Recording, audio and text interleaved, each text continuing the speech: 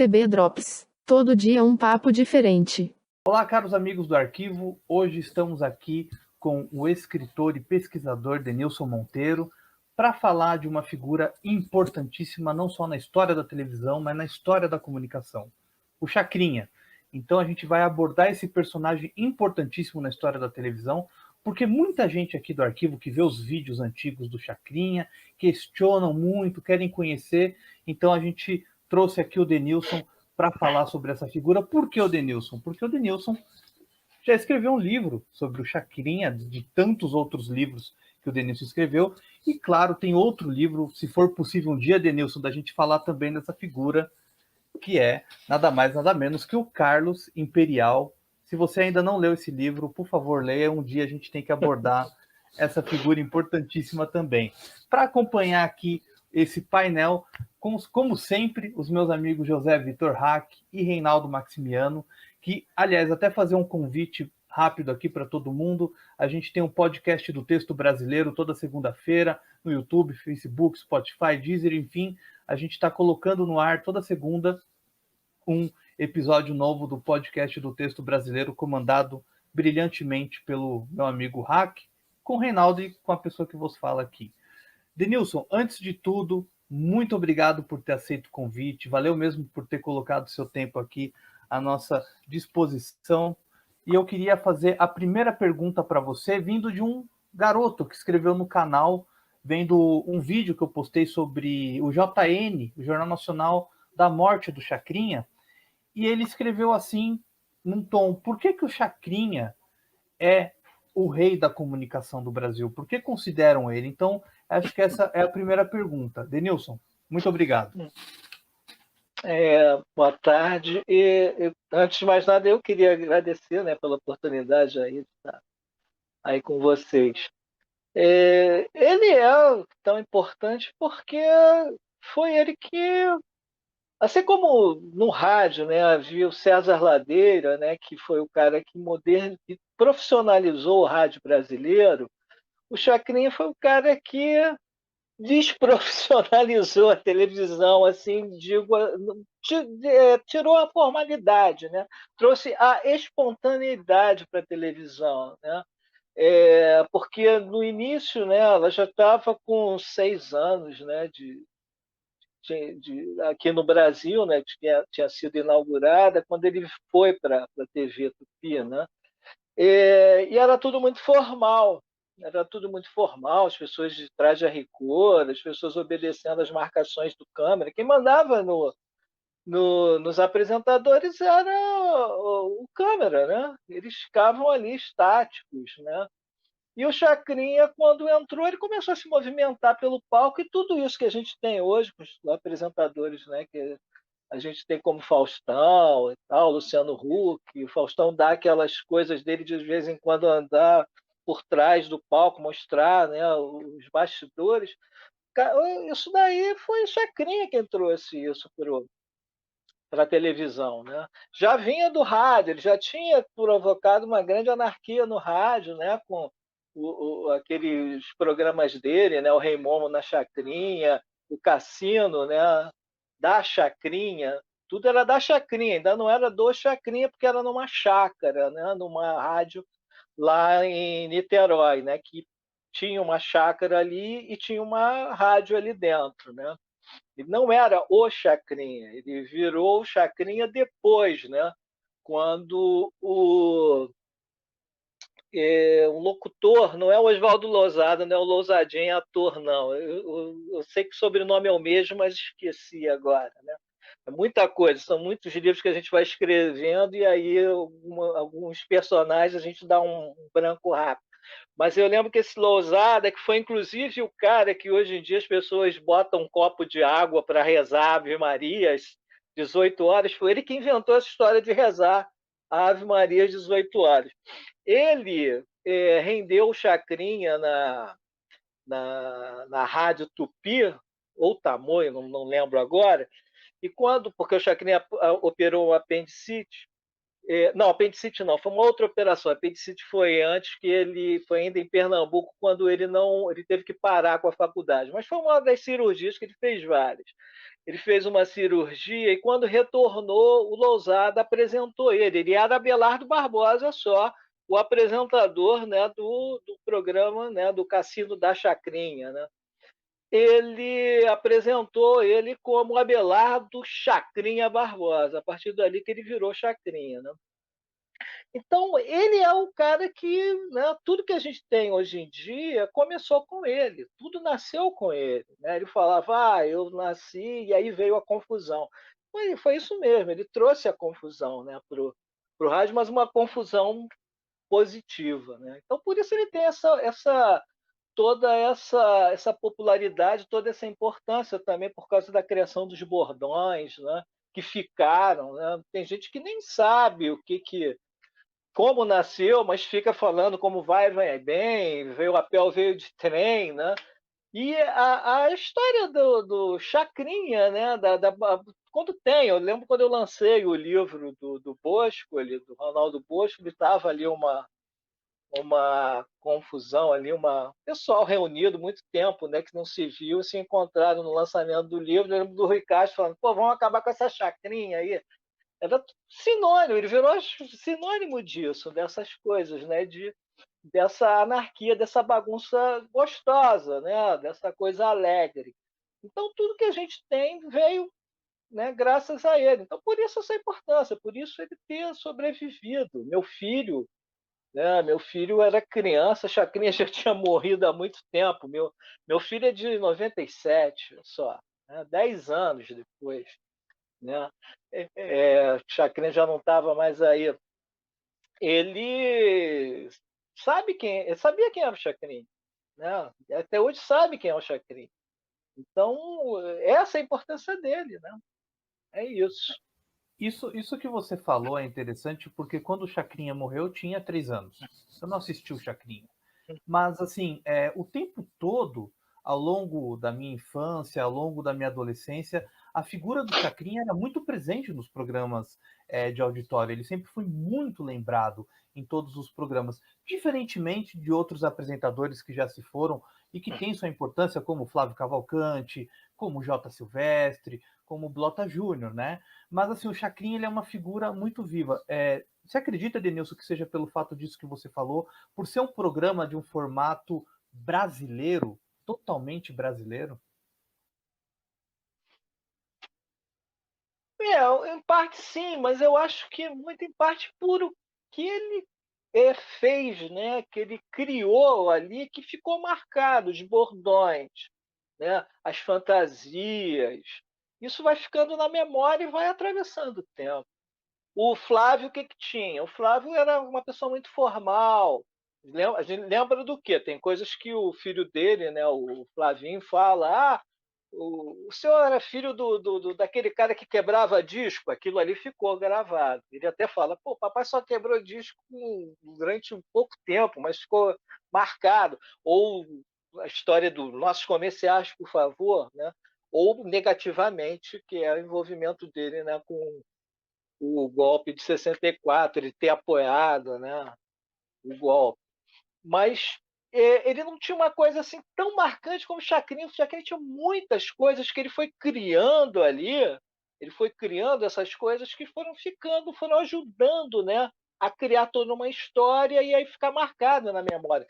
Como Carlos Imperial, que muita gente não lembra do Imperial, mas é impossível ninguém pegar e falar de alguma coisa que vale a nota, que quando chegue a nota 10 não fale 10, nota 10. Ele criou isso. Então são coisas que esses personagens criavam, né? Eles criavam, parece que eles já anteviam que isso daí poderia marcar, né, a personalidade deles ali na história.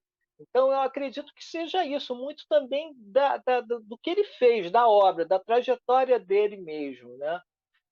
Sim, ele criou uma coisa genuinamente brasileira, que até o Edgar Morin, né, o francês, veio para cá e falou que ele era o papa da comunicação. Né? Sim, sim, tem isso. Ele fazia uma coisa que era diferente de tudo. A Alice Pink Punk, que era uma das absurdetes, né, da Gangue 90, veio da Holanda para cá, e aí ela falou que ela ficava chocada, que ela nunca tinha visto isso em lugar nenhum, né? Então, sim, ele tinha esse formato que era uma coisa nossa, mas também tinha muito, era isso, as coisas que ele ia criando ali para ficar marcado, né? Para ficar marcado na história. Né? É muito mesmo assim da personalidade dele mesmo, né? Dele, do Chacrinha. E o Denilson falou do Carlos Imperial. Quando fala de Carlos Imperial, além de lembrar do Denilson, eu lembro do Mark Neto, dono do Mofo TV, que agitou esse encontro. Então, Mark, obrigado, um abração para você. Se está acontecendo isso, também é graças ao nosso amigo Mark Neto. Reinaldo, você que fala de um tom também mais histórico, é um pesquisador também, como o Denilson, eu gostaria que você também falasse aqui. Tem uma coisa interessante que o Chacrinha nos revela, assim, que é de uma estética. Eu tento estudar muito a televisão, né, por uma estética que eu gosto de chamar de antropofágica, assim, porque me parece que o Chacrinha tem muito dessa antropofagia. E tem uma questão que é marcante no Chacrinha e é marcante também no Carlos Imperial, que é a erotização, né? Então você tinha as bailarinas, né, as dançarinas, as chacretes, você tinha todo esse movimento, então assim, era o cassino, era a discoteca, era a chacrinha, então você tinha uma alusão a um lugar de prazeres, uma ilha da fantasia, talvez, assim. Como você avalia, Denilson, essa criação de um mundo dentro da televisão? Porque é como se você instaurasse uma cisão na formalidade, do tipo programa Silvio Santos e congêneros, né? Os programas muito semelhantes, né? Ele instaura, na verdade, uma carnavalização ali, um carnaval no meio de um dia da semana, né? Então você tinha ali semanalmente um carnaval o ano inteiro, né? Que avaliação que você faz desse processo assim de uma antropofagia, de um carnaval e de uma erotização da figura feminina, até dos termos, né? A mandioca do Francisco Oco, o pepino do Magal, né? A banana da Maria Bethânia, o melão da Fafá de Belém. Então sempre uma coisa que a gente não diz dizendo e todo mundo entende, né? E acaba caindo no gosto das pessoas. A Maria Sapatão, e aí vai. Porque o que, que acontece? A nossa sociedade é sempre muito reprimida, né? Começa o quê? Quando ele começa em 56, ainda tem aquela coisa, né, dos anos 50 reprimidos. Aí tá, quando começam a querer se libertar, as pessoas começam a ter um pouco mais de liberdade, vem o quê? Vem as 5, né? Vem as 5, aí é tudo, novamente os cabeludos passam máquina zero na cabeça de Caetano e de Gil, mandam eles para fora do país, tudo reprimido, tudo era proibido. Eu estava ainda agora lavando a louça ali, conversando com a minha mulher, falando da censura, né? Que a personagem, a babá malvada de Anjo Mal, teve que morrer porque não, a censura não queria que alguém que fez de tudo para vencer na vida, no final fosse coroada, né, com uma vida feliz ao lado do homem que amava, né? Então toda essa repressão em cima, e aí esses programas ali era o que o povo estava querendo, né? Às vezes muita hipocrisia, né? Hipocritamente que criticavam, né, os maiores das chacretes, mas ao mesmo tempo estavam olhando ali, né? Cuspindo no prato que se come, né? Queriam, né, assistir, mas depois ficam falando, não, isso é contra a moral, os bons costumes. Mas era isso que o pessoal queria, e aí eles sabiam que era isso que trazia, que levantava a audiência, né? Tem numa passagem do livro, quando uma das chacretes, né, já tinha largado, né, não dançava mais, mas tinha se tornado figurinista, a Marlene Morbeck. Ela fazia uns figurinos lindíssimos, né, todos caprichados, mas eles eram comportados, esses figurinos. E Leleco, o filho do Chacrinha, né, José Aurélio, que ficou no lugar do... Ficou assim, no lugar do... Era o Nanato que fazia esse tipo de coisa junto com ele, mas aí ele assumiu tudo, né? O Leleco assumia os bastidores ali do programa, eles tiveram um embate, porque ele queria que diminuísse o tamanho dos maiôs, né? Que eles ficassem mais cavados, porque ele falava que isso levantava a audiência. Então é muito isso, né? As pessoas querem, né? Querem assistir isso, querem essa erotização também, né? Eu fui uma vez na PUC falar sobre isso. Ah, mas a exploração da mulher e tal que ele usava,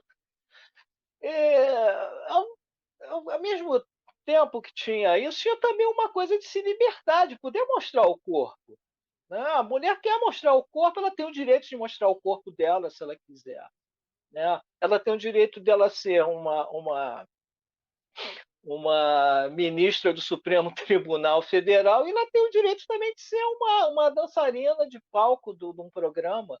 Ela pode fazer o que ela quiser, ela tem que ser respeitada, né? Ela tem que ser respeitada, tem que ter tudo com o devido respeito, né?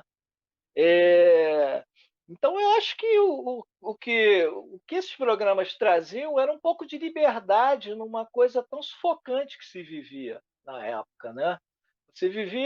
Você pegava, eu lembro de ser criança e anunciar um balé Bolshoi, eu acho que era a Bela Adormecida, que ia ser exibido, né? E, de repente, no Jornal Nacional, era Hilton Gomes ainda, o apresentador lá, junto do Cid Moreira, e diz que não vai ter o balé. Por quê? Porque era um balé da União Soviética. Não tinha nada de político ali no meio ali, de mostrar a história da princesa, né? A Aurora, né? Mas vinha da União Soviética, então corta isso, né? O Rock Santeiro, você anuncia Rock Santeiro a novela, quando chega na hora, né, não vai ter, vamos ver uma reprise de Selva de Pedra. Então, nos finais de semana, você assistiu o Chacrinha ali, era uma catarse ali, você, poxa, ia poder se liberar e ter um pouco de liberdade, né? Acho que tinha muito disso também. E ele foi muito perseguido. Embora ele tivesse uma coisa meio dúbia, né? Tivesse essas coisas, né, de pegar e, em determinado momento, ficar sendo cortês, né, com o governo, né? Não chegava ao cúmulo do Silvio Santos com esse negócio de o Simon ser coisa nossa, essas coisas, mas ele tinha também esse lado de ficar, né, agradando ao governo, né, durante a ditadura, mas ele foi um cara muito perseguido, chegou a ser preso por causa do quê? Justamente do figurino da Chacretes. Uma censora foi lá na TV Bandeirantes e não gostou do tamanho. Não, queria examinar o tamanho do maiô das Chacretes. Ele mandou ela para aquele lugar, foi embora, fez o programa. Quando terminou, ela tinha voltado com a Polícia Federal. Ele saiu algemado, com aquela roupa dele, cartola e tudo, foi algemado, vítima da ditadura, né? Então, era isso, era também muita liberdade, assim como o Imperial também tinha isso, né? É curioso você falar disso, porque nós estamos aqui gravando no dia 31 de março, né?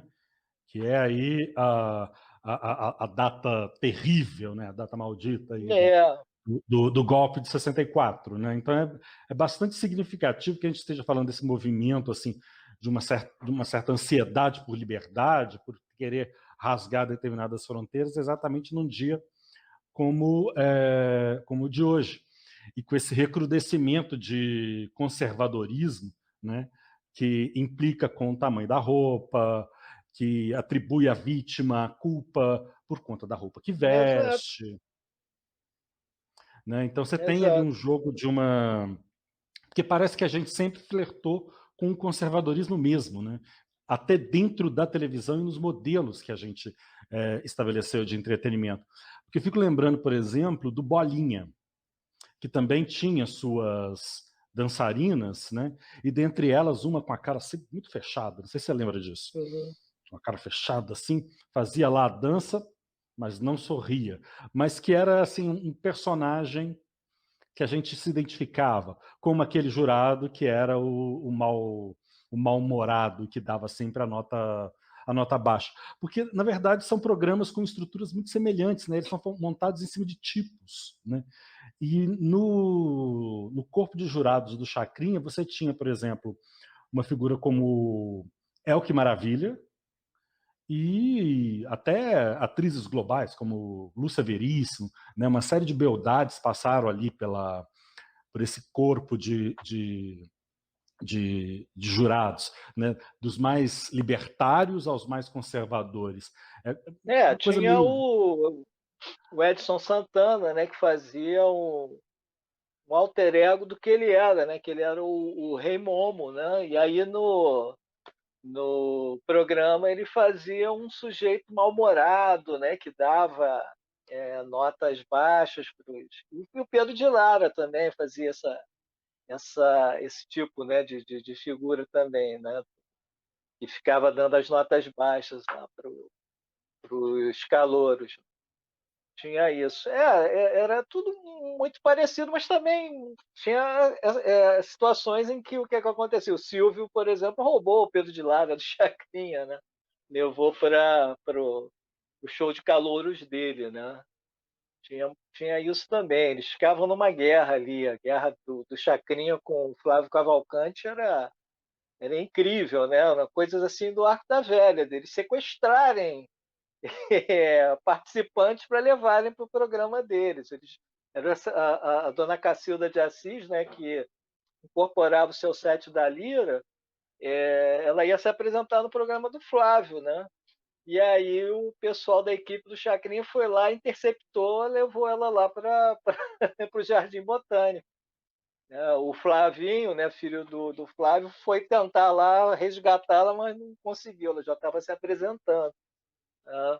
Teve isso. Essa é a primeira imagem que eu tenho do Chacrinha. Eu tinha 4 anos de idade e eu consigo lembrar da dona Cacilda de Cartola ali na televisão, minhas tias ali falando, ela vai fazer isso, ela não sei o quê. Eu ficava em dúvida porque eu não sabia se ela era ela ou ele, o que era, porque ao mesmo tempo que era uma mulher, parece que era um homem que ela estava incorporando, era o seu set. Para uma criança de 4 anos, eu ficava completamente zonzo, mas lembrava dessa passagem. A primeira imagem que eu tenho do Chacrinha é essa. Eu começo já o livro já lembrando disso. Tem até o Reinaldo falou dessa questão do júri, né? O júri ele tinha uma importância tão grande na televisão que até o Silvio Santos no Troféu Imprensa colocava a categoria do melhor jurado, né? Então era uma coisa que as pessoas realmente gostavam. Não, era muito importante. Isso também, o Chacrinha tem importância nesse negócio do júri, como o Reinaldo falou, que ele começou a levar as socialites para lá. A Beck Clabin foi ser jurada. Então, quando a Beck Clabin, ela abriu as portas para muita coisa. Ela foi a primeira mulher do chamado High Society a desfilar numa escola de samba. Aí todo mundo quis ir para a escola de samba. E depois ela foi também para quê? Para o programa do Chacrinha. Aí todo mundo começou a querer ir para o programa do Chacrinha. Né? Também participar. Já começava a parar aquela história de vinha passando pelo quarto da empregada quando deu uma olhada no Chacrinha. Né? Não, ele já começava a virar um programa que era aceito, né? Já tinha virado cult, né? Tem muita gente com isso também. Eu acho uma coisa até meio ridícula, que muita gente gosta agora de dar uma sofisticada no Chacrinha, né? Na coisa do tropicalismo, né? Porque ele era realmente considerado pelo pessoal, né? Um patrono do tropicalismo, né? E aí gostam de dizer, não, porque é o Chacrinha e tal, e aí colocam os outros em segundo plano, mas era todos programas populares. Né? Todos eram programas populares. Hack, vamos lá, sua participação. Você falou, Denilson, sobre a questão do teu filho ser de 1997 e mesmo assim conhecer o Chacrinha, saber o que representa e tal. Porque ele, iconograficamente, é uma figura muito marcante, né? o visual é muito importante na coisa do Chacrinha. É o bacalhau, é a banana, é a fantasia, aquele cenário multicolorido e tal. Só que quando a gente se pega analisando apenas a imagem, a gente costuma se enganar, né? Eu queria fazer uma pergunta bem típica do Abu Janra para você. Qual é o maior engano que as pessoas cometem ao falar do Chacrinha? Eu vejo muita gente achando, né, que Chacrinha era assim, um cara que se opôs à ditadura e tal, né? Não, ele não era isso. Eu costumo falar com relação ao Chacrinha que era o seguinte: ele era o retrato de um eleitor brasileiro. Ele não tinha rumo. Ele não tinha rumo. Ele foi perseguido pela ditadura, mas ao mesmo tempo, assim, na campanha ali, ele subiu no palanque na campanha das diretas e depois ele estava apoiando o Paulo Maluf no colégio eleitoral, né, contra o Tancredo Neves. Então tem muita gente que acha assim, quer vender uma coisa assim do Chacrinha como um cara que estava na trincheira contra a ditadura. Não, ele estava como muitos brasileiros, levando a vida Aliás, dele quem ali. acompanhou as reprises do Chacrinha no Viva, eu me lembro, porque eu era criança, eu me lembro muito bem do Chacrinha, mas eu me surpreendi com o tanto de referência elogiosa ao Sarney, por exemplo. O tempo inteiro Sarney, tinha alguém segurando a placa, viva o Sarney, não sei o quê. Esses políticos todos, inclusive quando estava fazendo o livro ficou pronto, aí o Leleco até falou, mas não tem uma foto do Chacrinha aqui com Edson Lobão. Aí, logo depois estoura lá o escândalo lá com a Edson Lobão. Imagina o que ia acontecer. Né? Tá ali, né? O Chacrinha com o amigo Edson Lobão, que tá lá no escândalo ali da Petrobras. Né? Ele tinha esse negócio. Quando ele foi preso pela Polícia Federal, aí depois a Consuelo Badra, que era a jornalista que vivia ali em Brasília, né? Os bastidores da política lá de Brasília, ela intermediou o encontro dele lá na Granja do Torto com o ditador, né, João Figueiredo. E aí tapinhas nas costas, essas coisas. Né? Então, ele não era esse negócio também de você achar que ele foi uma vítima. Eu uso muito o exemplo disso. Vocês ficam falando e tal a ditadura algemou um senhor de 60 e poucos anos, levou ele ali por causa do maior das dançarinas do programa dele. Né? Então tem. O grande engano é isso, é achar que ele é libertário, ele era um cara que ele foi libertário com relação a quebrar as amarras assim, da formalidade no programa dele, né, na televisão. Né? Mas politicamente ele era qualquer coisa. Ele não tinha rumo, era uma coisa sem rumo no espaço. Hoje em dia poderia perfeitamente ele estar falando ali, apoiando, né, o atual presidente, né, com as loucuras dele. A gente não sabe o que ele poderia estar fazendo. Né? Porque a preocupação principal dele era o quê? Levar o sustento para a casa dele. A preocupação dele era essa. Ele não queria passar necessidade porque ele tinha família e tal. Aquilo ali era o ganha-pão dele e ele era obcecado por aquele programa. Então, o que pintasse ali, que pudesse proporcionar para ele uma vida decente para ele, os filhos e a mulher, então estava valendo. Um episódio que eu queria muito que você falasse sobre ele é o da saída dele da Globo para Tupi, porque tem aquele programa que quem comanda é o Agildo Ribeiro, porque ele simplesmente não foi. Estava na hora do programa, não tinha quem apresentasse. Conta esse episódio que eu acho que é muito pitoresco e muito representativo da personalidade do Chacrinha. Não, olha só, dele não ter ido, que eu lembro, eu acho que foi por causa de doença. Não lembro dele não ter ido ali por birra com o Boni, não. Eu não estou lembrando disso. Eu lembro do Agildo ter, óbvio, ter substituído ele. Agora, com relação à saída dele, né, isso foi por causa da grade, né?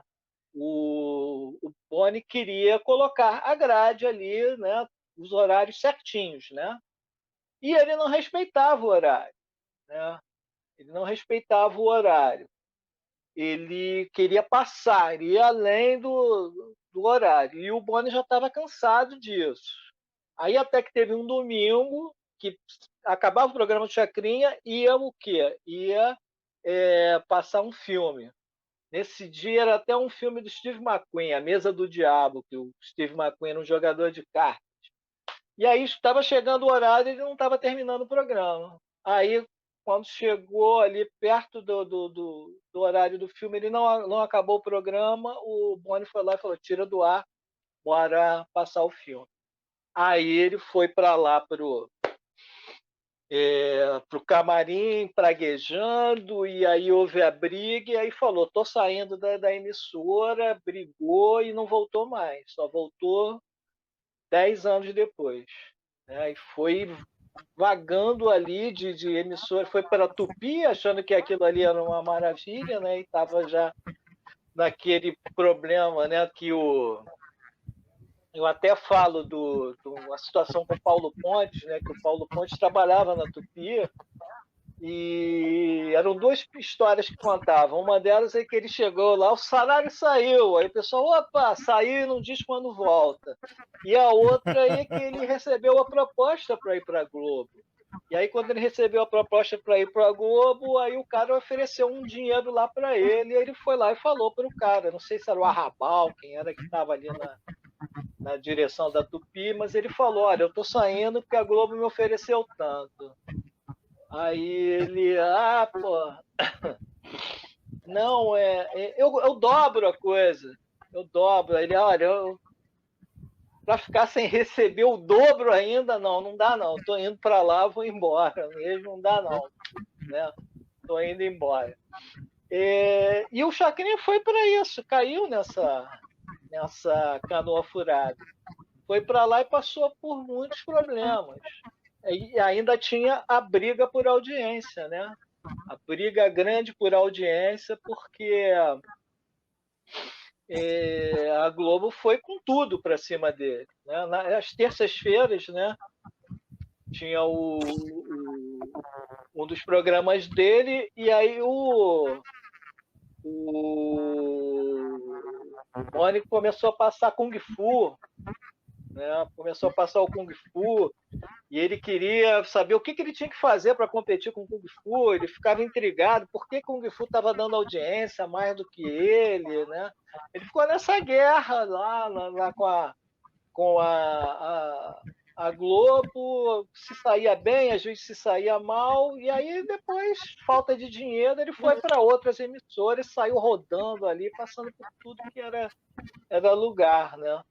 Até que ele foi para... Quando ele foi para Bandeirantes, era uma época que eu lembro que eu assistia bastante, né? Estava na adolescência e adorava ver aquele negócio a repressão, né? Adorava ver as chacretes com aqueles maiôs cavados com a marquinha, né, branca do bronzeado, né? Rita Cadillac, né? Fátima Boa Viagem, Índia Amazonense, esses nomes todos a gente não esquecia. Começou a fazer muito sucesso o programa dele ali na Band, né? Mas aí veio o quê? Ele entrou em atrito porque houve uma mudança na direção da Bandeirante. Quem foi para lá foi quem? O parceirão, né, do Boni, o Walter Clark. E o Walter quis mudar o horário, de dia e horário do programa e tal. Ele brigou com o Walter Clark. E aí a Florinda foi lá falar com o Boni para ele voltar. Se poderia ter, houve toda uma coisa, uma negociação, pedidos de desculpas e conversas e tal. E ele retornou em grande estilo, né? 10 anos depois ele retorna e retorna ali com uma parada, fizeram uma parada circense no Jardim Botânico, né, para marcar o retorno dele, né, com toda a pompa. Ele virou o dono, né, do horário, né, dos sábados, né, as tardes de sábado viraram dele ali até ele morrer, né. Até Aliás, o último dia Walter ele Clark, conseguiu, na né? mesma época, ele conseguiu a proeza de brigar com a Dercy Gonçalves, com o Chacrinha e com a Hebe, ao mesmo tempo, na Band, nessa época, né? Deixa eu só te passar de onde eu tirei essa informação, do Agildo. Eu tirei do Jornal do Brasil, 7 de dezembro de 72. A manchete é: Agildo anima discoteca e confirma rompimento do Chacrinha com TV Globo.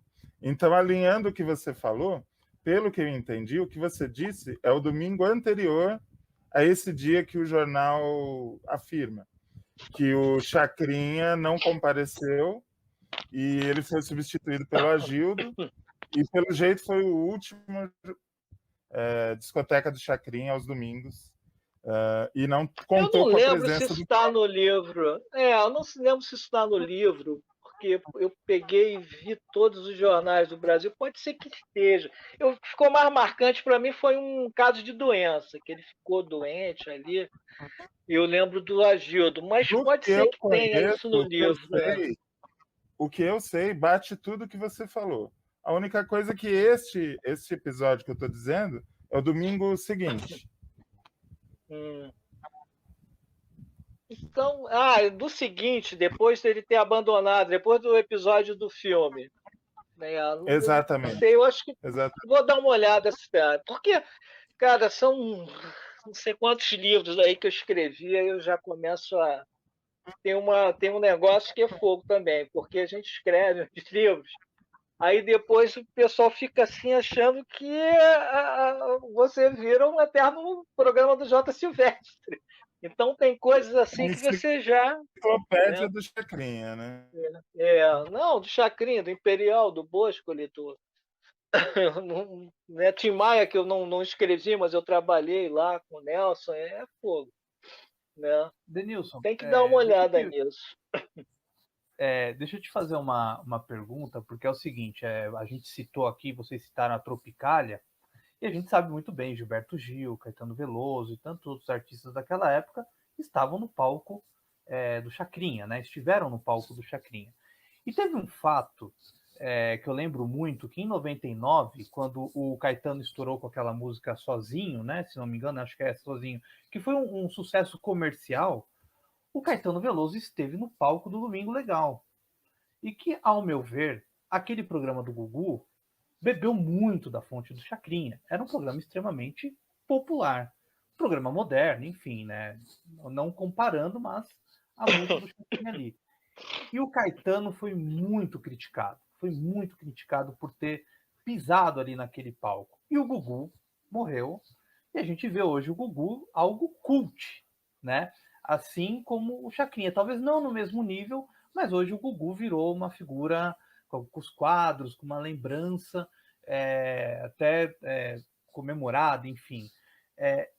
A hipocrisia da imprensa, a hipocrisia dessas pessoas que escrevem, atingiu, claro, tanto o Chacrinha como os outros apresentadores de auditório. Na tua opinião, a imprensa, os escritores são hipócritas com os programas de auditório? E que certas pessoas não podem pisar porque é um programa popular? Como é que você vê isso? Eu vejo muita hipocrisia, vejo muito elitismo, sabe? Eu vejo muito isso. Tem, sim, tem muito isso. Eu lembro muito de uma ocasião que os Rolling Stones eles foram agraciados com um prêmio, não estou lembrando qual, não sei se é o Hall da Fama, o que houve, que o Mick Jagger, na hora, ele até falou numa frase do Jean Cocteau, foi nos Estados Unidos que ele dizia que os americanos são assim, eles pegam e nos criticam e depois nos colocam nos museus, né? Acontece muito isso, criticam, né, os programas, o próprio Chacrinha era muito criticado, né? Era criticado demais, e aí depois virou cult, depois Pedro Bial foi capa, acho que da Trip, acho que era da Trip, dizendo que ele queria ser Chacrinha, que era o... Aí, ali, né, aquilo ali, já nesse século, né, no século XXI, já virou aí de vez, né, um ícone né, da cultura e tal, o Chacrinha. Tem muito disso, tem muito com o quê? Com esses reality shows aí, com o Big Brother, né? É um saco isso. Todo janeiro você fica aguardando, lá vem aquele texto falso do Luiz Fernando Veríssimo falando mal do Big Brother. Ah, não sei por que vocês assistem isso, e não sei o que lá, eu não perco tempo vendo isso. Quando eu dou as aulas assim sobre escrever biografia, né? Eu sempre falo isso para as pessoas. É, assistam tudo. Não tem preconceito com nada. Você não é obrigado a gostar.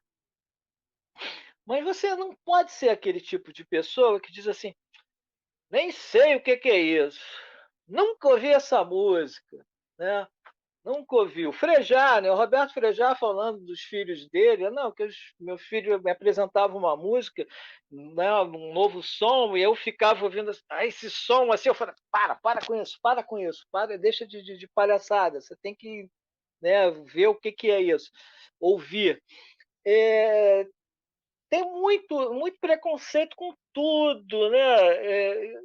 E aí depois de um tempo, aí vem alguém, em geral é o Caetano.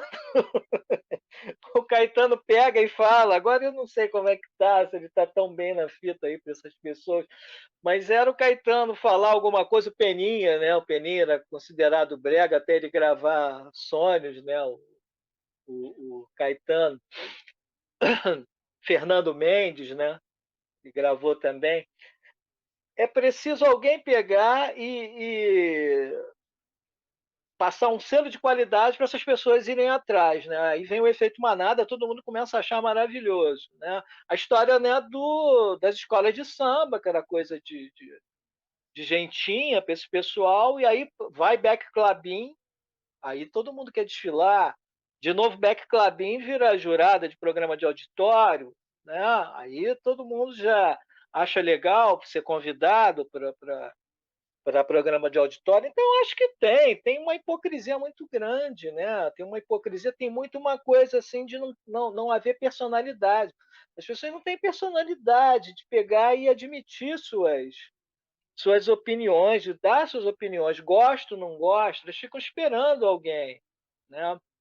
Elas comem muito pela mão dos outros, essas pessoas. Tem muito disso. A gente vê isso até em crítica mesmo, crítica de cinema.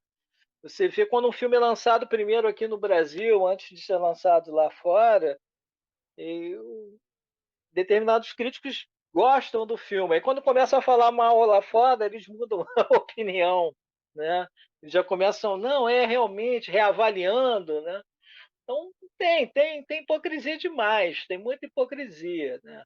O Carlos Imperial é um cara que ele ainda não foi, ainda não chegou ainda nesse patamar, né, de se tornar respeitável, como o Chacrinha hoje em dia é. Ainda não aconteceu isso com ele. Né? O Chacrinha não, agora já é. O Chacrinha já é o cara respeitável para esse pessoal. Né? Mas ele ainda não. Porque já era um cara muito, né, que fazia muitos inimigos, né, era muito polêmico, então tinha muito dele desagradar muitas dessas pessoas assim que poderiam dar o selo de qualidade para ele, né? Tem muito disso. O Ronaldo Boscoli é a mesma coisa, né? O Ronaldo Boscoli é um cara que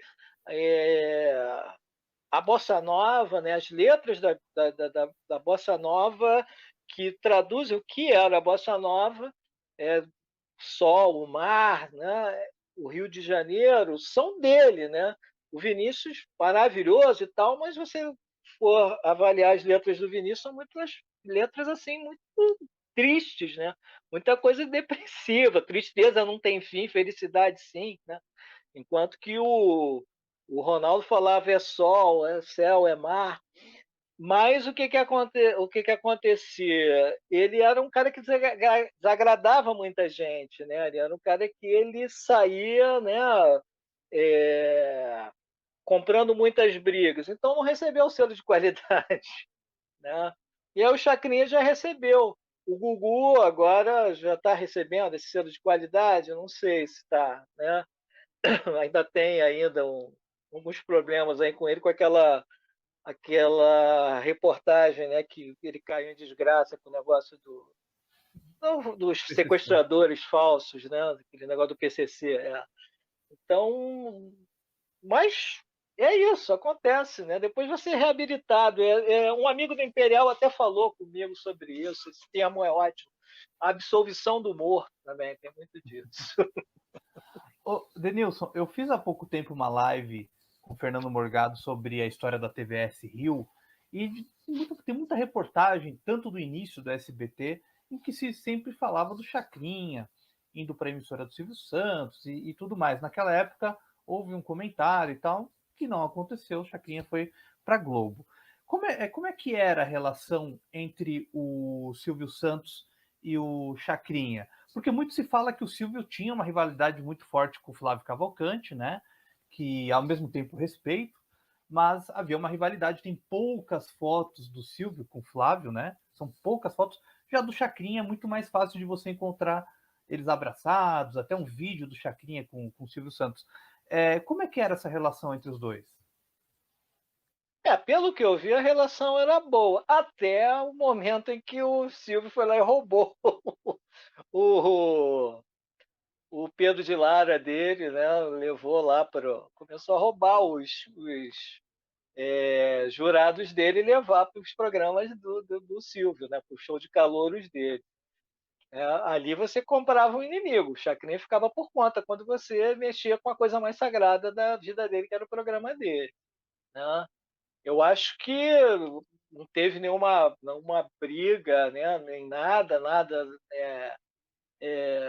Não olhei, não assisti nada assim na imprensa com relação a isso, mas soube que ele ficou muito chateado com essa história, né? Dele ter tirado, né? Os é, jurados dele, mas publicamente nada, mas eu tenho certeza que muitos palavrões o Chacrinha deve ter dito a ele, porque era um cara bem desbocado, né? Ele deve ter xingado muito. O Silvio nunca foi santo, não, gente. Silvio nunca foi santo. Não. Nunca, nunca. Ô, Denilson, a gente já teve a oportunidade aqui nesses painéis de conversar com o Sticer, que fez a biografia do Silvio Santos, né? com a Herman, né? A Rosana Herman, que fez a biografia da Cláudia Raia. E agora estamos aqui com você, né? E agora eu queria ouvir mais o aspecto do storyteller mesmo, assim. De uma personalidade tão multifacetada como o Chacrinha, como que você, escritor, não estou nem te perguntando de onde surgiu a ideia, porque provavelmente foi da sua memória afetiva mesmo, mas assim, como de um elenco tão enorme de eventos, você encara a página branca lá na frente do computador ou da sua máquina de escrever para contar a história daquela pessoa. Como que é esse processo do escritor, enquanto mesmo o storyteller, né? Como um storyteller mesmo, como você cria esse personagem, esse ser de papel que vai habitar essas páginas dos seus livros? Como é esse processo? O processo começa geralmente com muito medo, sabe? Você começa a ficar muito temeroso. Você fica com medo, assim, será que eu vou Excelente, conseguir? excelente. Será que eu vou arrumar? Quem eu vou falar? Da onde eu vou fazer? Você fica assim, né, desesperado, você vai ficando, não, mas eu vou ter que falar com fulano e ciclano, e não, sabe? Você começa a ficar caindo num desespero muito grande. Aí você vai sentando a cabeça no lugar, né? e vai fazendo uma pesquisa inicial, né? Caso assim de Chacrinha, já sabia muito da história dele mesmo, já conhecia, né? Quando no, no, num dos lançamentos do livro me perguntaram: quanto tempo você levou para fazer, quanto tempo de pesquisa? E eu falei, foi que o livro foi lançado em 2014, né? 2014, eu estava com 47 anos. Então, quando o rapaz falou assim, quanto tempo de pesquisa? Uns 43 anos, porque aquilo que eu falei, né? A primeira imagem minha ali veio o Seu Sete da Lira, né? Com 4 anos de idade. Eu usei muita coisa mesmo que eu assisti no programa. A cena dele tem um momento que ele chora num programa que foi no programa imediatamente após a morte do neto dele, né, do filho do Jorge Abelardo, né? Aquilo ali eu não tinha encontrado em lugar nenhum, não achei no arquivo, mas eu lembrava, isso vinha da minha memória, ele sendo amparado, chorando, né? Terminou o programa todo, as letras sobem e ele começa com aquele choro, aquela coisa desafinada dele, e sendo amparado pelos jurados, porque era a morte do neto dele. Era uma coisa que eu lembrava, né? Eram coisas que eu lembrava muito. Então, como nasce isso? Nasce muito o quê? Primeiro, você já tem esse envolvimento mesmo. No caso dele, já tinha esse envolvimento. E aí eu começo a bolar na minha cabeça as histórias, né? Desde moleque eu tinha essa coisa, e aí eu sempre explico para as pessoas: façam isso. Quer dizer, não façam, façam se vocês quiserem, não é uma imposição. Mas quando desde moleque, eu assistia um filme de noite, na manhã seguinte eu estava contando esse filme com as minhas palavras para os amigos. E aí eu falo para as pessoas: vocês têm que contar com as palavras de vocês essa história. Olha, aí nesse momento ele vai fazer tal coisa e tal. É a mesma coisa com Chacrinha. Estou lavando a louça em casa, eu estou cozinhando, fazendo alguma coisa, eu estou pensando: mas vai ter aquele momento que ele vai levar o Nanato no Festival Internacional da Canção ali com a Vanderleia, que ele vai cantar e tal, na cadeira de roda, ela vai cantar, ele está com a cadeira de roda, a imprensa tem, eu vou encaixar isso aqui assim. Então, eu vou construindo essa. Claro, tem as técnicas, né? As técnicas que você vai fazendo, usando cartões, vai expondo ali cada passagem, vendo como é que elas vão se encaixar e o que está faltando. Você vai construindo, vai fazendo toda uma técnica. Mas tudo começa aqui, você vai, né, bolando, né, as coisas, você vai criando um filme na tua cabeça. Você vai criando esse filme dentro da tua cabeça. A vantagem é que você já sabe como é que termina, né? Você sabe que o caso dele, você já sabe, o personagem morre. Mas eu nunca gosto de terminar um livro só com a morte do personagem. Eu acho que sempre tem o que ficou, né? Então, eu acho que mostrar o que ficou da obra dele. Eu não acho que aquela vida toda vai ser desperdiçada, né? No último capítulo, com ele fechando os olhos e acabou. Então, eu sempre paro e aí vou fazendo, né, um outro capítulo contando, né, o, o que aconteceu depois da morte dele, o que ficou e tal. E no Tim Maia, uma coisa que eu fiquei meio frustrado assim com o livro do Tim, do Nelson, foi que a gente tinha feito a pesquisa e tal, mas é que ele termina com a morte do Tim. Às 13h03, né, do domingo, o coração do gordinho mais simpático do Brasil parou de bater. Mas tinha mais coisa. Tem, né, mais coisa. Vocês sabem, né? Tanto quanto Chacrinha, Tim Maia também é uma figura que está aí até hoje, né? Está aí até hoje, passados que são 23 anos, né, da morte dele.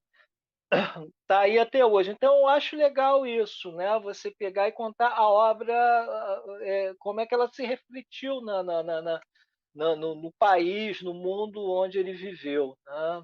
Então, gosto sempre de contar isso. Eu gosto de ter uma esperança, né?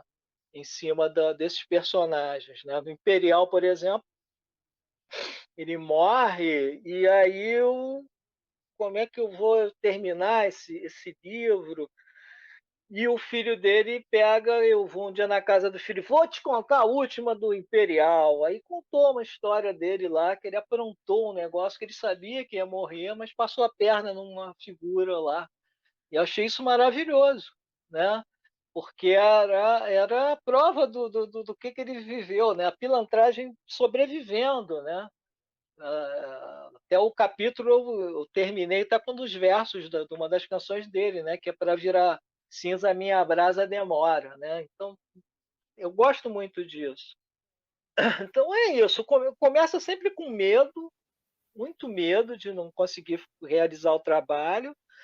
E depois você vai fazendo aquela pesquisa inicial, vai organizando os pontos que eu vou atacar, né?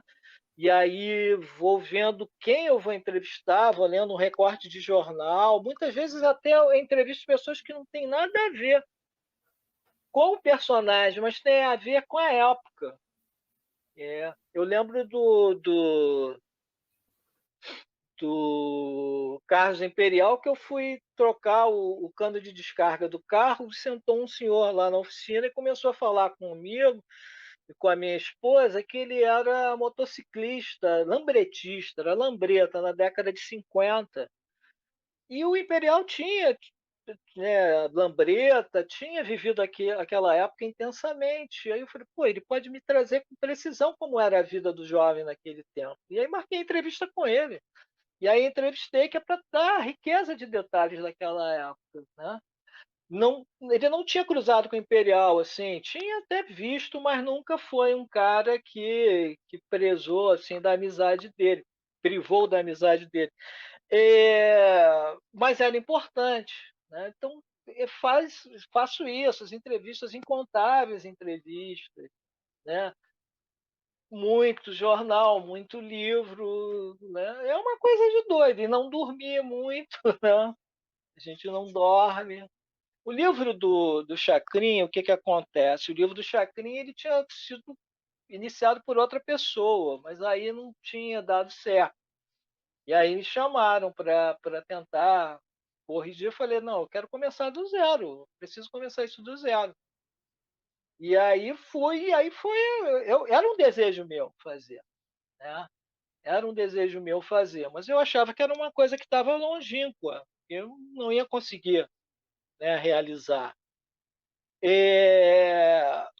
Quando surgiu a oportunidade, aí eu, né, tudo que eu queria, né, estava ali, né, a oportunidade de falar daquelas pessoas. E aí procurei falar realmente de tudo que eu sabia do Chacrinha, porque até então o que eu via, né, e que eu vejo hoje é muita gente falar do Chacrinha só dos anos 80 e esquecer aquelas outras figuras populares, esquecer, né, o Marcos Peter, que era um galã, um cantor galã que tinha. Eu falei, pô, eu quero falar com o Marcos Peter. Quando eu era criança, eu queria ser o Marcos Peter, bonitão, de olho claro. Eu vou falar com ele. Aí fui lá, falei com o Marcos, né? O Marcos contou muita história legal, né? É... Eu quero contar as outras histórias. Aí eu lembrava da Júlia Graziella, uma cantora, né? Acho que era argentina, que ela se apresentava lá, e era um sucesso a Júlia Graziella. Quem mais? O Giliardi, né? E não estavam se falando nesses caras, né? O pessoal só estava vindo para cá, de Fábio Júnior para em diante. O mais assim popular deles era o Magal. Não, eu falei, pô, tem que ter o cara quando eu era moleque, que era o que cantava a secretária da beira do cais, né?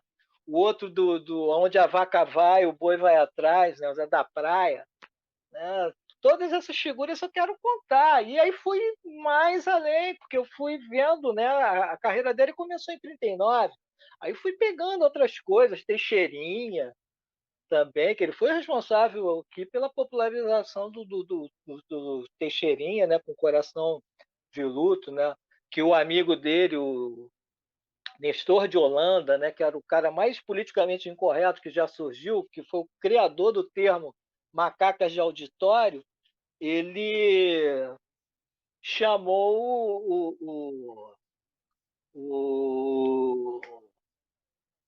a música, apelidou a música, porque a mãe do Teixeirinha, acho que ela era epilética, né, que ela teve uma crise, caiu perto da fogueira e morreu queimada, né? O cara chamou a música de churrasquinho de mãe, né? Mas foi um sucesso que o Chacrinha conseguiu, né, implantar ali, que ele contou com muita oposição. Teve gente que dizia que não, que isso aí não vai fazer sucesso, não vai dar certo, não. E deu, né? E deu. Então, quando eu peguei e fui fazer o livro, eu falei, pô, eu tô como o diabo gosta, eu quero falar dessas coisas. Eu quero falar das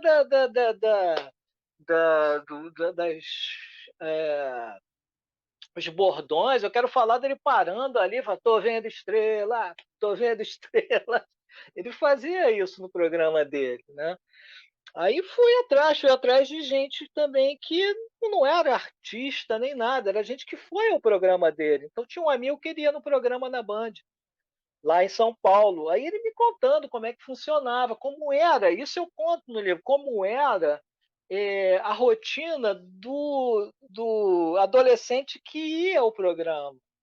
Eles faziam amizade com as chacretes, tinha um fotógrafo, o Delgado, que era o cara que tirava as fotos do Chacrinha, né?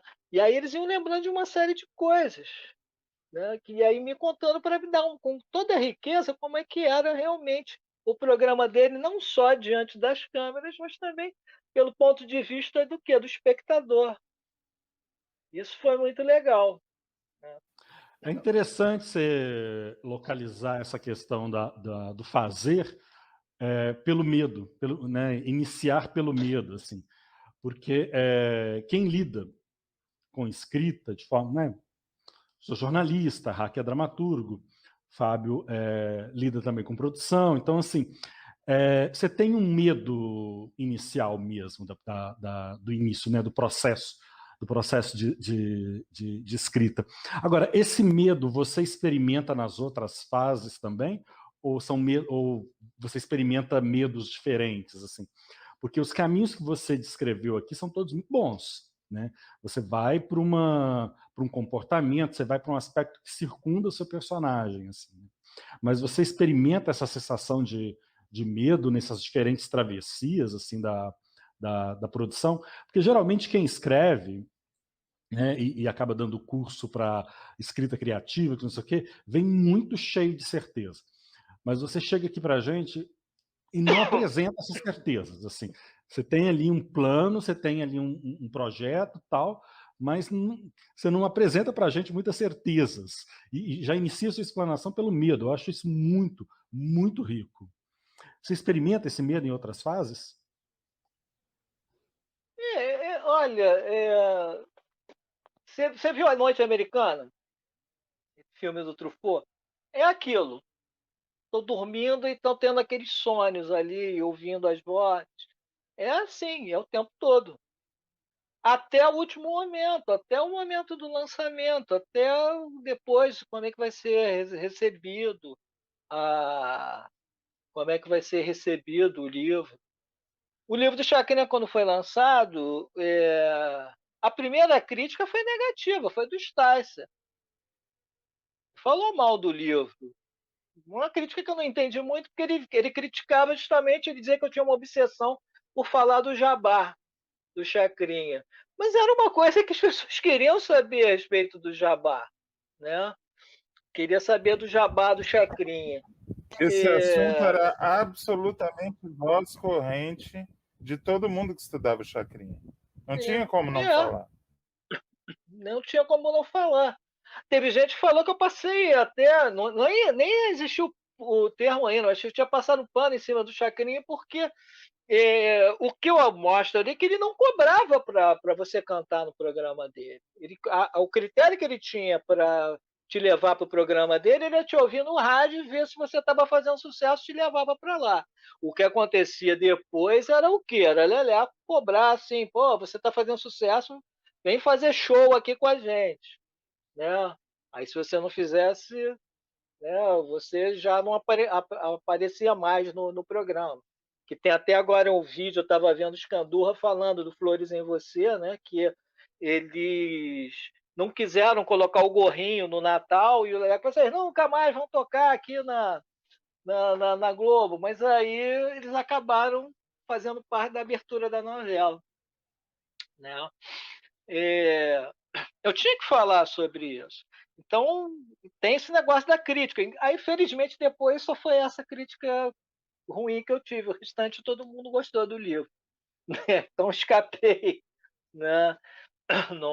Ainda não caí em desgraça assim, de ter. Não sou uma fraude, né? O autor de 2 livros e o restante é tudo porcaria. Não, isso daí foi bem aceito. Não, já tinha um outro no 3. Esse foi o 4º livro. Então você fica preocupado o tempo todo, porque isso se torna a sua vida. Você vive aqueles dias, o personagem começa a fazer parte, você começa a conviver com ele, né? Começa a conviver. Uma história que eu sempre conto, né? Eu sempre falo isso, né? Que ia no mercado com a minha mulher e tal, passava assim, olhava assim, pô, o carré tá na promoção. Pô, o Ronaldo adorava comer carré com tutu de feijão. Aí o Ronaldo, quem ouve, eu sempre pensei que o Ronaldo era um amigo meu, né? O Ronaldo não, o Ronaldo era o Ronaldo Boscoli. Era o Ronaldo Boscoli que eu escrevi um livro sobre ele. Eu estou falando como se fosse uma pessoa que conviveu comigo, né? E ele já tinha, né? Ele já tinha morrido há muito tempo quando eu resolvi escrever o livro. E aconteceu o quê? Aconteceu que os amigos dele hoje em dia ligam para mim. Foi segunda-feira, ligou o secretário dele para conversar, né? Pelo menos mais de 15 em 15 dias ele liga para a gente conversar. E isso daí já tem quantos anos que a gente tem já de amizade já? Tá? Quase uns 15 anos, né, de amizade, desde que eu escrevi o livro. Conversa comigo coisas assim, lembra do fulano? Não, isso daí não foi o fulano, não, foi o outro. Mas tanto um quanto o outro eu não conheci, não. Eles já estavam mortos há muito tempo, mas de ter conversado com um e com o outro, parece que eu estava fazendo parte daquele ambiente, né? Então você fica, o medo para mim é uma constante, né? O medo de não fazer, tem uma responsabilidade muito grande com as coisas, né? Até mesmo agora isso, né? Ter me atrasado para participar agora, né? Desse nosso encontro, eu falei, caramba, pô, eu não costumo fazer isso, né? Eu não gosto, eu gosto sempre de honrar com a palavra, sempre gosto de ser responsável com as coisas nas quais eu me empenho. Pô, então no livro que virou a minha profissão, virou a minha razão de viver, de fazer as coisas, né? Eu quero fazer o melhor possível, sempre, né? Então você fica sempre se cobrando. Aí cai cabelo, aí nasce branco depois, né? Acontece isso. Você falou do livro do Ronaldo Boscoli, né? Que quem não conhece, por favor, conheça essa figura importantíssima. O Miele merece um livro, não? O Miele ele tem a autobiografia dele, um livro de memórias, né? O Poeira de Estrelas. Ele, depois que ele morreu, um pouco tempo assim, lançaram um livro sobre ele também. Um outro livro, esse eu não li, o Poeira de Estrelas eu li, né? Ele já tem, não teve muita repercussão, né? Mas ele tem. O Hack sabe de uma história minha com Miele, assim, sabe? Eu tenho uma fixação com o Miele. É uma obsessão total e Só uma coisa. Ele não, cara, ele era... Eu quero até deixar aqui registrado. Se hoje eu estou casado, se hoje eu estou aqui morando com a minha esposa, foi graças ao Miele. porque eu conheci a Ingrid por conta do programa que o Miele fazia no SBT, que era o Coquetel, que só ela na minha empresa, na época que a gente trabalhava, só ela lembrava. Então, quando o Miele morreu, que foi na época que a gente começou a conversar, vinha o namorico, a gente falou, caramba, morreu o cara que nos aproximou. Então, o Miele, eu tenho que ter uma homenagem para ele, porque se eu tô casado é graças a Miele. Eu já estava O pensando que você Miele. tinha casado com uma das garotas Tintim. Não, Nossa! não, O Miele é E incrível. entrando O Miele na é igreja ao incrível. som de tutti frutti, tutti frutti. Tutti frutti. Mas o Miele é incrível, né? Porque assim, você vê quantas e quantas entrevistas tem do Miele no Jô Soares 11h30. Ou até no programa do Jô, depois que ele foi para Globo, assim. Então, Miele sempre contando ou a mesma história, ou uma história diferente, ou recontando a mesma, enfim. Não, e participando de novela, né? Ele participa de uma novela do Lauro César Muniz, né? O Cidadão Brasileiro. Não é isso, Hack? Acho que é isso mesmo. Cidadão Brasileiro. Cidadão brasileiro. É uma figura E onipresente da cultura brasileira, né? Não, ele Ela fez passou por tudo, pelo humor, Ele pelo fez também show. aquela Geração ele fez Brasil. rap. Ele fez rap. E o Fez. rap assim, atualíssimo. Eu até falava com a minha mulher que teve o musical lá, o Xanadu, que deu tudo errado, né? Que os atores caíram, se machucaram, e o personagem que no cinema era do Gene Kelly era o Magal fazendo, e dizendo que isso aí tinha que ser o Miele fazendo esse personagem, né? Aquele cara, né, com aquele jeito, né, todo sofisticado e ao mesmo tempo popular, né? Ele era uma figura muito querida. E é interessante, né? Porque é o Miele e a Sandra Braia, né? Que durante muito tempo, né, fizeram uma carreira juntos, né? E, enfim, e Sandra Braia, que é essa figura imensa da televisão também, que eu não tenho notícia de nenhuma biografia dela. Pode ser, eu posso estar Olha, muito mal tinha informado. tinha um do Sandra Braia jornalista. tem, eu já li. Mas tinha um Qual? jornalista chamado Renato Fernandes que queria fazer, mas ele chegou a entrevistar muita gente, mas aí ele parou. Isso é uma coisa que acontece. Falou do negócio do medo, também acontece isso com algumas pessoas. Elas travam e não conseguem iniciar o projeto. Ele fez um trabalho muito grande de pesquisa, muito grande mesmo, entrevistou muita gente, mas aí ele parou porque ele achava que era uma história de muita dor. Ele falou isso para mim. Ele não conseguia, né, tirar algo no final de positivo do que aconteceu com ela. Não sei. Eu acho Pode que ter fornecido uma série de gatilhos para a autoria, né? Então, Eu entra numa encruzilhada. fui numa academia aqui no Rio de Janeiro, uma escola de teatro, uma série de coisas que tem em Botafogo. E quando eu cheguei lá, tinha uma parede só com fotos da Sandra Brenha. Aí perguntei para a dona o que era. Ela disse que quando ela comprou o lugar já tinha aquilo, que era alguém que parece que tinha convivido com ela, e ela resolveu deixar e até batizar o nome da sala de Sandra Brenha. Que bonito isso. Bonito, muito bonito. Ô, Hack, me manda depois essa biografia, eu estou precisando ler. Saudades de Sandra Braia. Mando sim, eu li há muitos e muitos anos, eu não lembro o nome do jornalista, depois eu mando em privado para você. Bom, antes da gente finalizar esse papo aqui com o Denilson, Denilson, já falo para você que já há muito tempo eu queria falar com você, até também te agradecer que no ano passado o Denilson mandou o vídeo aqui, ele participou daquele especial dos 70 anos da TV, que o Neto, o Danilo, o João Antônio, a gente pegou depoimento de muitas pessoas, e é importante ter esse depoimento do Denilson, porque ele está aí como uma dos nomes dos livros de biografia da história da televisão, de figuras importantes, tem a assinatura do Denilson. Eu queria confirmar com você, como você disse, são tantos livros, são tantas histórias, são tantos fatos, eu queria confirmar, porque pintou no YouTube um programa do Chacrinha de 83, eu acho, que foi até o Tédio do Arquivos 1000 que postou, que o Tim Maia vai cantar, ele lança um livro, e o Russo, que era aquele ajudante de palco, né? Vamos colocar ali do Chacrinha, vamos colocar assim, um assistente ali, ele começa a puxar o Tim Maia e o Tim Maia fica muito puto. Ele dá um empurrão no Russo e ele vai embora no meio da música. O Chacrinha fica: cadê o Tim Maia? O que aconteceu? Ele fica olhando assim, né? Não foi cortado. Houve. E começaram a comentar que o Tim Maia demorou para voltar lá. É real? É real. Como é que foi isso?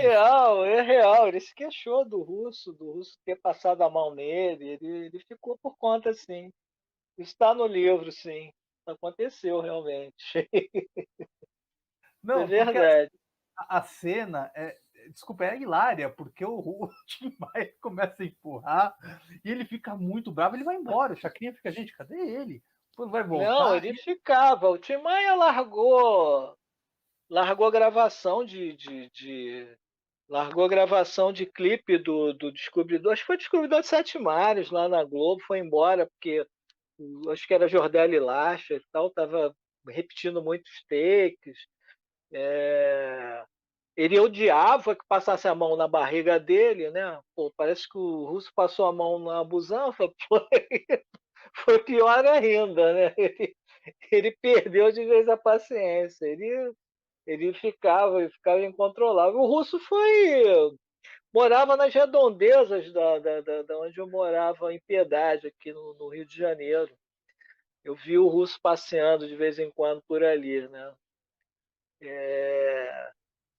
Eu lembro do Russo que ele era meio, né, meio tarado assim com as meninas, né? E aí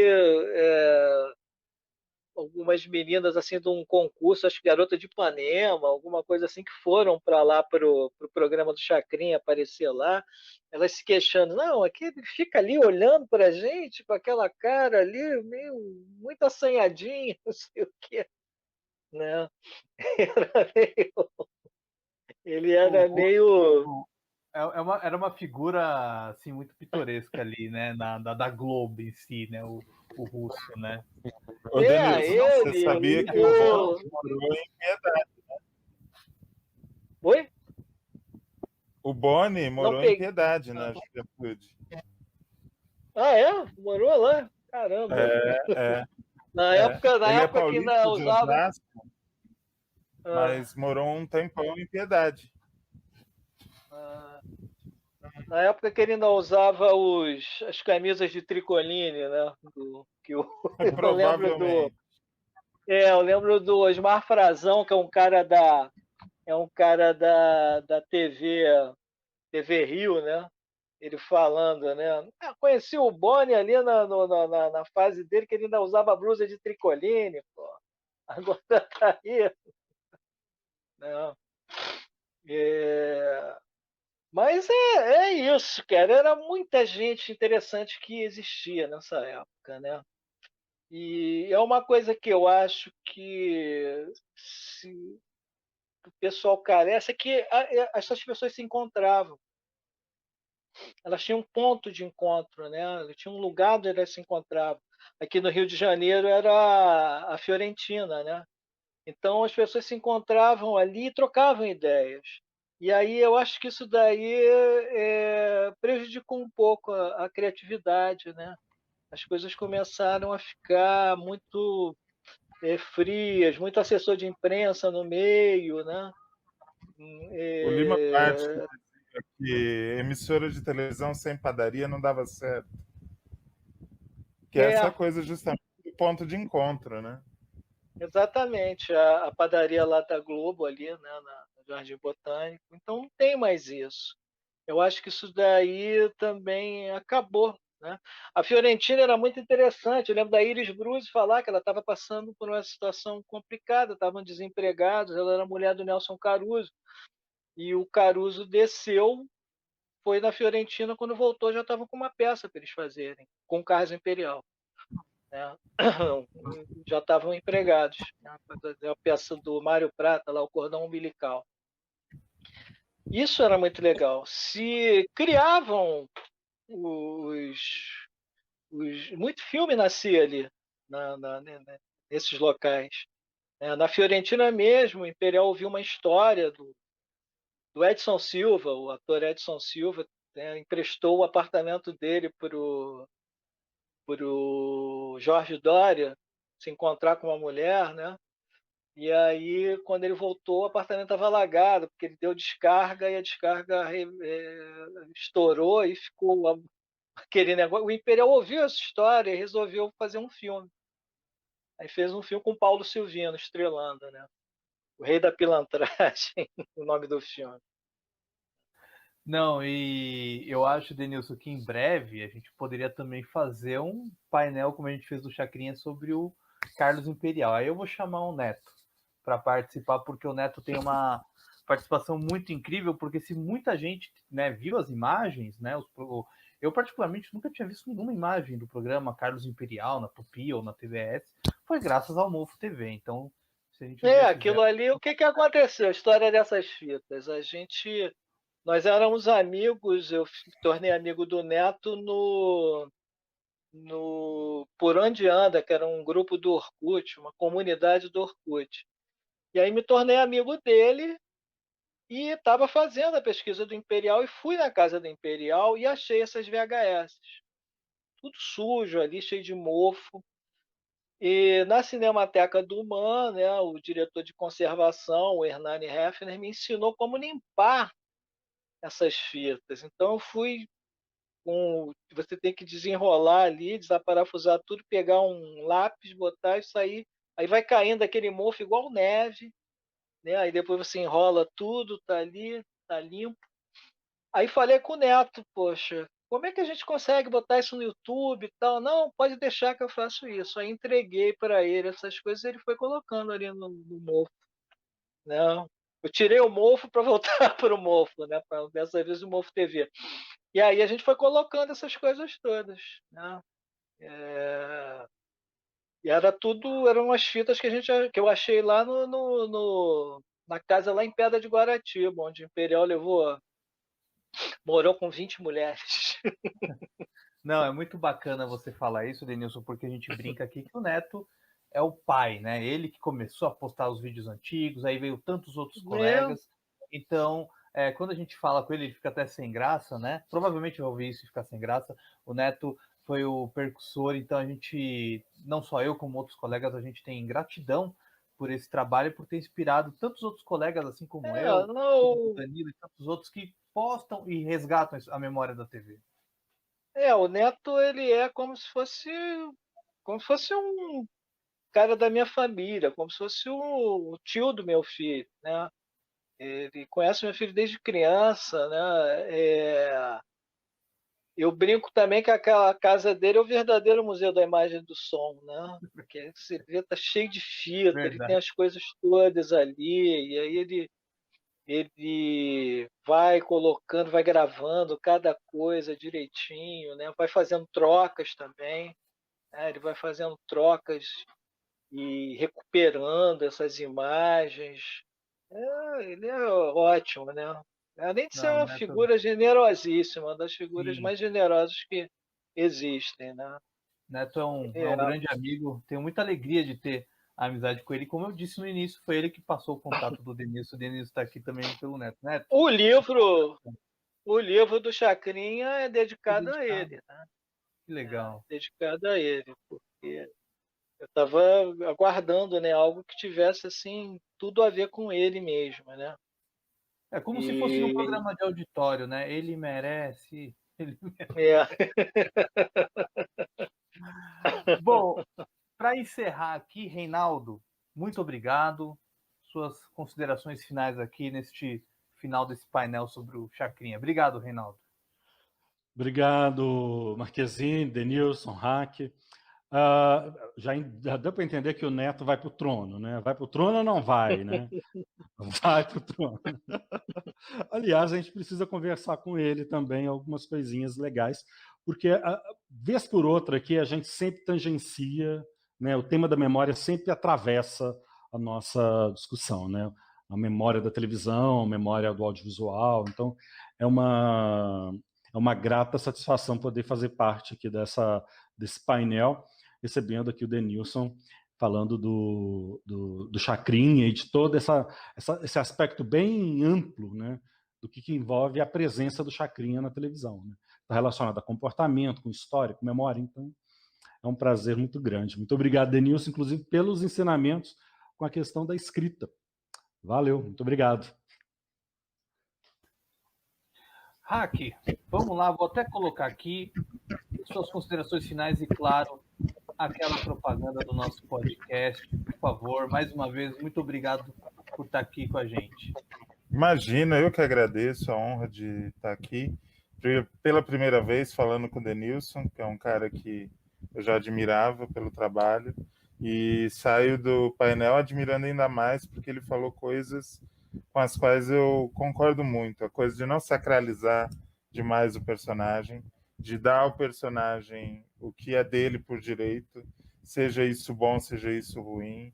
E o Chacrinha, ele tem o papel dele tão cristalizado no Memória Nacional que não vai ser uma coisa negativa ou outra que vai mudar alguma coisa. Então, o fato dele ter sido fiel à biografia do Chacrinha, ter sido fiel ao personagem e ter sido fiel à pesquisa, né?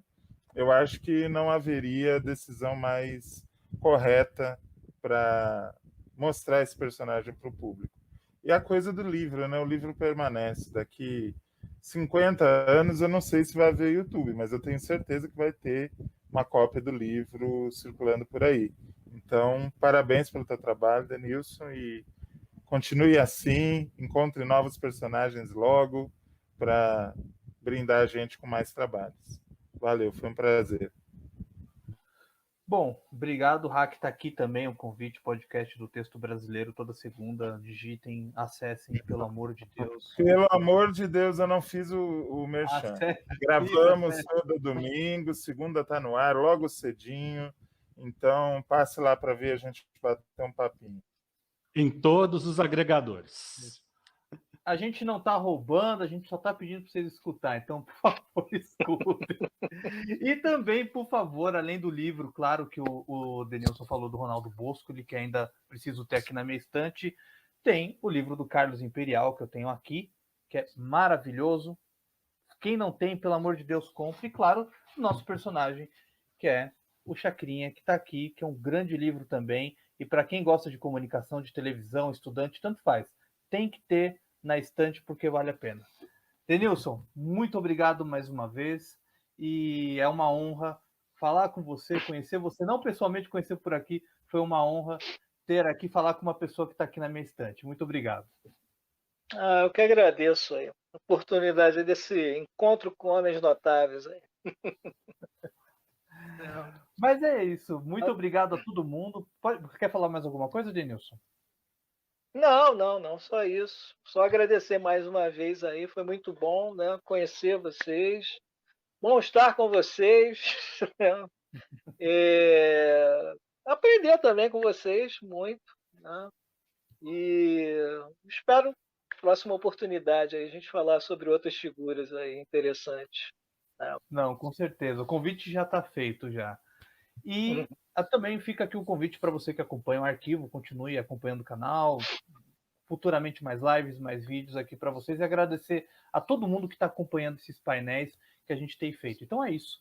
Muito obrigado a todo mundo, valeu mesmo, e até a próxima. Tchau, pessoal.